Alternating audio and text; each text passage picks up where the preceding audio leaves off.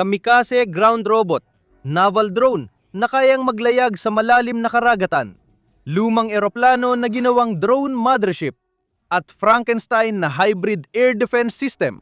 Kahanga-hanga ang mga inobasyon ng Ukraine sa digmaan nila kontra Russia at patuloy pa itong nadaragdagan mula sa high-tech na sistema hanggang sa muling paggamit ng lumang kagamitan. Patuloy ang bansa sa paghahanap ng bagong paraan laban sa mas malaking kalaban. Habang pinapalakas ng Ukraine ang kampanya ng medium at long-range na pag-atake sa mga teritoryong okupado ng Russia at sa loob ng Russia, nagsasagawa sila ng eksperimento para mas mapalayo, mas palihim, at mapabagsik ang mga atake. Ngayon, binabalikan nila ang unang digmaang pandigdig para maghanap ng malikaing paraan sa muling paggamit ng lumang teknolohiya, mga lobo. Ngayon, ginagamit ito ng Ukraine bilang mothership ng mga drone. Matalino at praktikal ang teknolohiya at mukhang magiging malaking problema ito sa depensang panghimpapawid ng Russia. Narito kung paano ginagamit ng Ukraine ang mga lobo bilang tagalunsad ng drone at bakit ito magandang ideya. Sa mga nakaraang linggo, naging matinding pagsubok para sa mga driver ang lohistika ng Russia sa mga sinakop na teritoryo.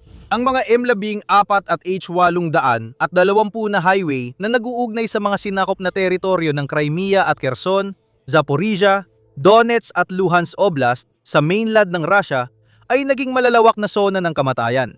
Ang mga bagong drone ng Ukraine tulad ng abansado at semi-autonomong Hornet at BB-2 ay mabilis na pinapatumba ang armor, fuel tanker at truck militar ng Russia na parang madali lang. Malinaw na gusto ng Ukraine palawakin ang kill zone sa loob ng Russia. Pero limitado sila ng abot ng mga mid-range drone na karaniwang hanggang 125 milya lang. Kaya ang militar ng Ukraine ay naghahanap ng paraan para mapalayo ang abot ng mga drone tulad ng Hornet sa pagdadala ng mga ito sa mas malalim na teritoryo ang kontrolado ng Russia bago ilunsad. Isa sa pinaka-promising na paraan ay ang paggamit ng helium balloons na kamag-anak ng hot air balloon. May mga footage na nagpapakita ng Ukrainian developers na sinusubukan ng Hornet gamit ang lobo. Ang helium balloon ay nagtaas sa Hornet na 4.6 na talampakan ang haba sa taas na 27,000 talampakan bago ito otomatikong pakawalan. Pagkatapos otomatikong nag-stabilize ang Hornet, dumulas sa hangin at lumapag 26 milya mula sa pinaglunsaran. Iniulat din na may 75% charge pa ang baterya ng Hornet nang lumapag ito. Sa praktika, pagkatapos dumulas ng 26 milya, kaya pa ring lumipad ng drone sa halos buong saklaw gamit ang onboard motor. Malaking pagbabago yan. Classified ang eksaktong saklaw ng drone, pero tinatayang abot ito ng 93 milya habang may kargang siyam hanggang 11 libra. Kung ilulunsad mula sa lobo at hayaang dumulas bago paandarin ang makina, mas lalaki ang saklaw nito at maaring madoble sa tamang kondisyon. Lalawak ang kill zone. Kaya ng mga drone ng Ukraine tamaan ang logistics at nakatigil na target ng Russia. Habang lumalalim ang mga pagsalakay, lalong hihina ang puwersa ng Russia kapag sumubok silang umatake sa gray zone. Kung pabor ang hangin, mas malayo pa pwedeng makarating ang mga Hornet na dala ng lobo.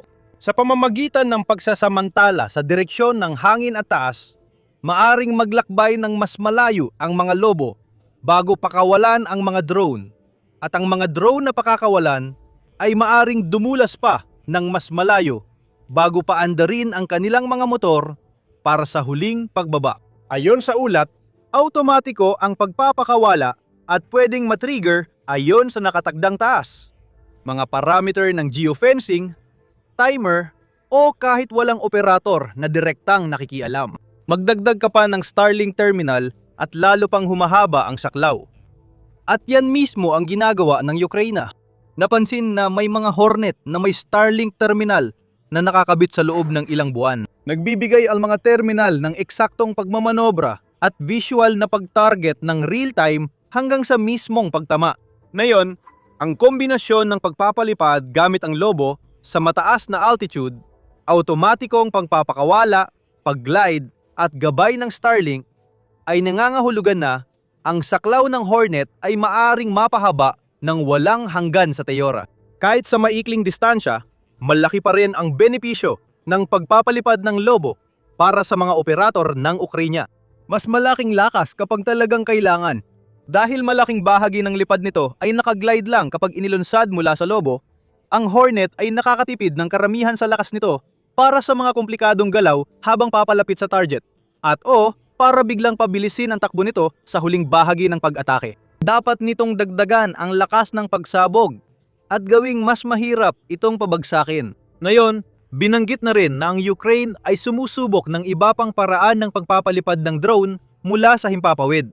Kasama dito ang pagpapalipad mula sa malalaking drone o eroplanong tulad ng matandang AN-28. Pero kung ikukumpara sa iba pang mga sistema, ang mga Lobo ay nag-aalok ng isa pang napakakapakipakinabang na bentahe sa larangan ng labanan ng 2,026 na hitik sa mga elektronikong sistema. Malaki ang nabawas sa posibilidad na matukoy. Ang Hornet ay may maliit na radar cross-section at halos walang thermal signature kapag patay ang makina. Parehong maliit, kung hindi man mas maliit pa, ang radar cross-section at thermal signature ng Lobo. Kaya ang kombinasyon ng Lobo at Hornet ay napakahirap matukoy ng Russia. Kabilang na sa yugto ng pag-glide, ang isang Lobo na may kargang drone ay posibleng makalusot ng tahimik lampas sa mga radar at sensor ng Russia sa harapan bago pakawalan ang Hornet nito, na magugulat ang mga Ruso sa likurang bahagi ng hindi inaasahan. Kahit matukoy ang Lobo, mahirap pa ring pabagsakin ito ng mga Ruso sa ganoong taas, lalo na bago nito pakawalan ang Hornet. Dahil sa taas na 27,000 talampakan, nasasamantala nito ang butas sa ilang depensa ng Russia laban sa drone. Patong-patong ang mga depensa at mahigpit na nakadepende ang bisa nito sa taas. Ang machine gun at autocannon ang pangunahing gamit sa ilalim ng 1 milya, habang interceptor drone tulad ng Yolka ay lalong ginagamit hanggang 3 milya. Sa mas mataas pa roon sa ngayon, tanging mamahaling surface-to-air missiles lang mula sa air defense systems tulad ng Pantsir, Tor, S-300 at S-400 ang mayroon ang Russia. Kung kaya nilang ilak ang Lobo, na malaking tanong pa, gaya ng makikita natin mamaya, malamang ay magiging epektibo sila sa pagpapabagsak ng Hornet at ng lubong nagdadala rito. Pero napakamahal kumpara sa kombinasyon ng Lobo at drone dahil sobrang mahal ng mga missile na yon. Kasing hirap malaman ang totoong presyo ng missile ng Russia tulad ng ibang kagamitan nila. Ang kakulangan ng transparency ng Russia, patuloy na pag-upgrade ng missile sa parehong batch, at pagmamalabis ng Western media ang nagdudulot ng ganitong epekto. Pero tinatayang nagkakahalaga bawat isa ng mula 100,000 hanggang ilang milyong dolyar, depende sa missile at sistema. Sa kabilang banda, tinatayang nagkakahalaga ang isang Hornet ng 5 hanggang 15,000 dolyar. Samantalang ang mga Lobo naman, kapag binili lang, ay nagkakahalaga ng 450 hanggang 1,000 at 200 dolyar bawat isa. Hindi mo pwedeng gamitin ang karaniwang weather balloon para buhatin ang Hornet na may 8.811 libra na warhead at kabuuang bigat na 33 libra. Ang mga Lobo para sa siyentipiko at meteorological na gamit ay maliit, tumitimbang lang ng hanggang 70 onsa at nakakabuhat ng ilang libra na kargamento. Kailangan ng Ukraine ng mas malalaki at mas matitibay na modelo na abot 176 na onsa para kayanin ang bigat ng Hornet nang hindi puputok sa mababang altitude. Sa kabutihang palad, medyo malawak itong mabibili sa komersyo kahit hindi agad sa dami na kailangan ng Ukraine. Mas mapalad pa, gaya ng malalaman natin, isang tagagawa mula Ukraine ang sumalo para punan ang kakulangan. Mas mainam din punuin ng helium ang mga Lobo, kaya tumataas ang gastos. Ang pagbubuhat ng 33 libra na kargamento ay kailangan ng 500 at 30,600 at 35 kubikong talampakan ng helium sa paglulunsad. Dapat itong magbigay ng dagdag na buoyancy para maabot ang target na bilis ng pag-akyat na 13 hanggang 16.4 na talampakan bawat segundo. Sa simula ng taon, ang presyo ng helium ay nasa $300 bawat 1,000 kubikong talampakan. Kaya't kada pag-angat ng Hornet ay mas mababa sa $200 ang halaga ng helium. Ngayon, doble na ang presyo at maaring lumala pa ito. Ang pangunahing sagabal sa supply chain dahil sa Operation Epic Fury ng US at Israel laban sa Iran ay nasa enerhiya, langis at natural gas. Ang matagal na pagsasara ng Iran sa Strait of Hormuz at pagsubok ng US na basagin ang blockade ay nagdulot ng matinding pagbagal ng trapiko ng oil tanker sa pinakaabalang energy route. Halos patak na lang ang dumadaan. Kasunod nito, mabilis tumaas ang presyo ng mga kalakal. Malaking epekto ito sa gobyerno at mamimili habang tumataas ang presyo at nababawasan ang supply. Pero hindi lang supply ng langis at mga produktong gas ang halos nasasakal sa gulpo. Pati supply ng mga byproduct gaya ng helium at pataba mula ammonium ay lalong nagiging limitado. Dahil dito, nagdoble ang presyo ng helium at nagkaproblema ang programa kahit maresolba agad bukas ang sigalot sa gulpo. Kaya maaring mapilitan ang Ukraine na lumipat sa hydrogen kung patuloy na naubos ang supply at tumataas ang presyo. Sa una, hindi ito mukhang masama. Nagbibigay ang hydrogen ng humigit kumulang 8% na mas mataas na pag-angat kaysa helium. Para sa 33 libra na cargo, papayagan nito ang Ukraine gumamit ng mas maliit na lobo o maabot ang mas mataas na altitude gamit ang parehong laki ng lobo. Mas mura ang hydrogen at malabong magbago ito kahit sa malalayong maalikabok na lugar na may digmaan. Pwedeng gawin ito sa lugar gamit ang water electrolysis na gumagamit ng karaniwang kuryente o madaling makuha ng maramihan. Kaya hindi na kailangang umasa sa mahihinang supply chain at halos mawawala ang gastos sa gas. Mas delikado ito dahil ang hydrogen ay may pinakamalawak na saklaw ng halo sa hangin na pwedeng magliyab at sumabog maliban sa asetileno. Madaling magliyab ito at pwedeng magliyab ng kusa kahit mababa ang ignition energy. Mahirap din makita ang apoy ng hydrogen, kaya mahirap patayin kapag may sunog nito. Bagamat mas hindi ito delikado sa bukas na lugar dahil mabilis umaangat at kumakalat bago magliyab, dapat pa rin mag-ingat sa paghawak nito.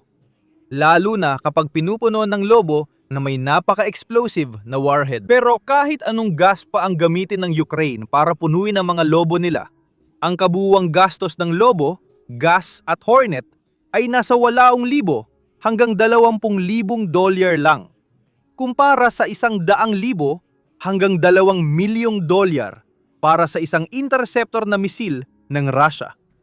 Malaki ang diferensya sa gastos at mas mabilis ding gumawa ng Hornet at Lobo kaysa gumawa ng missile. Habang pinapataas ng Ukraine ang produksyon at pinapabuti ang operasyon, mabilis ding magiging hindi praktikal para sa mga Ruso na pabagsakin ng mga ito sa ganitong paraan. Tulad ng hindi praktikal para sa Ukraine o US na pabagsakin ang mga Shahid drone gamit ang Patriot o Iris-T missile. Pinaniniwala ang malaki na ang nabawas sa stock ng air defense missile ng Russia. Mahahalagang kwento, impormasyon at pagsusuri ang makikita mo sa The Military Show. Mag-subscribe sa channel para sa araw-araw na update at mas malalim na pagsusuri sa militar. Kapag pinagsama mo lahat, ang drone na inilulunsad ng Lobo ay akmang solusyon sa problema. Kaya mapapaisip ka kung bakit wala pang nakaisip nito dati. Sabi nga ng kasabihan, ang pangangailangan ang ina ng imbensyon.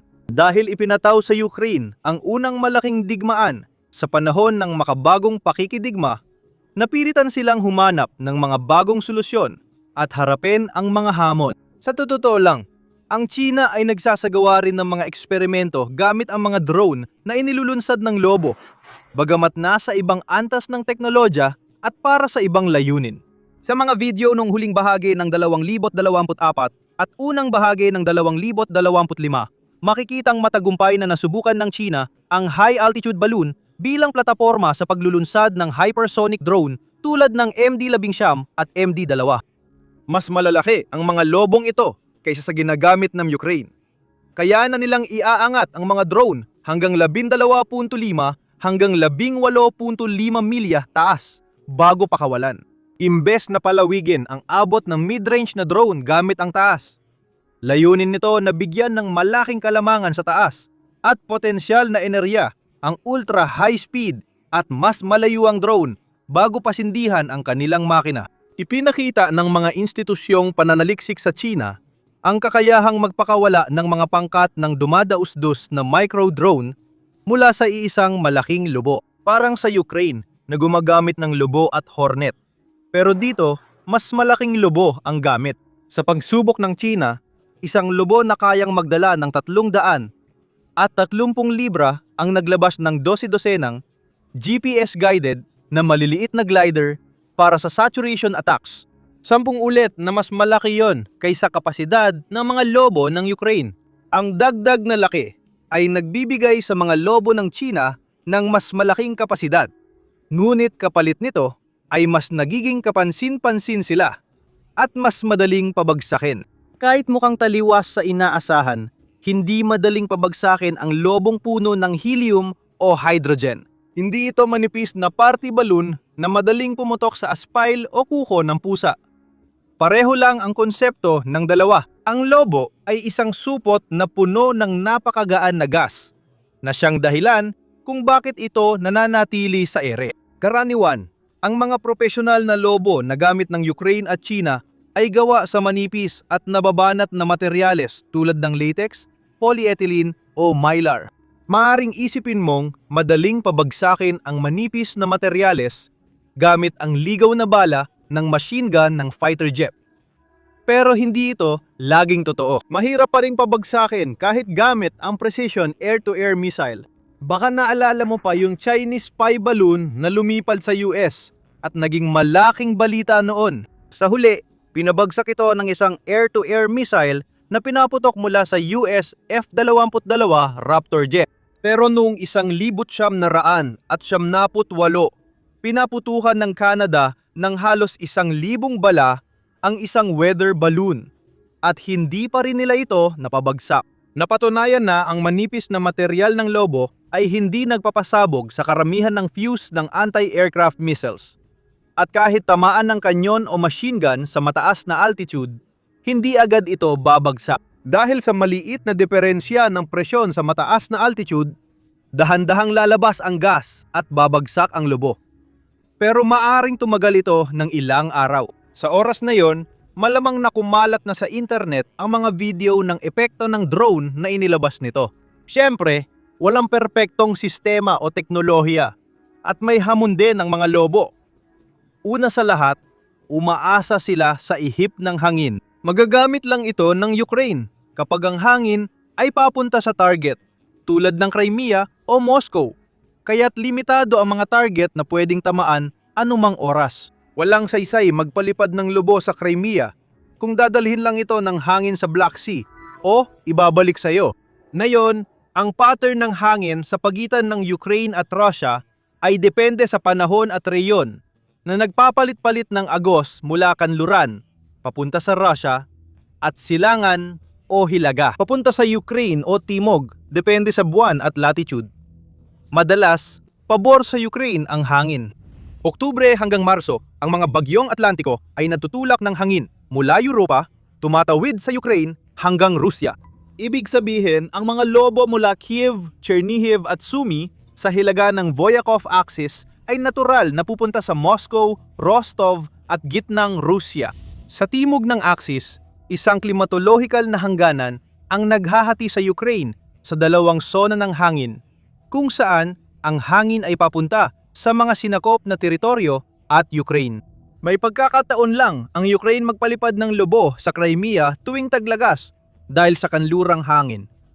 Nagbabaliktad naman ang direksyon ng hangin sa huling tagsibol at tag-init. Kaunti lang ang pagkakataon ng pagpapalipad mula hilagang Ukraine dahil kadalasang galing hilaga o hilagang silangan ang hangin mula Rusya papuntang Ukraine.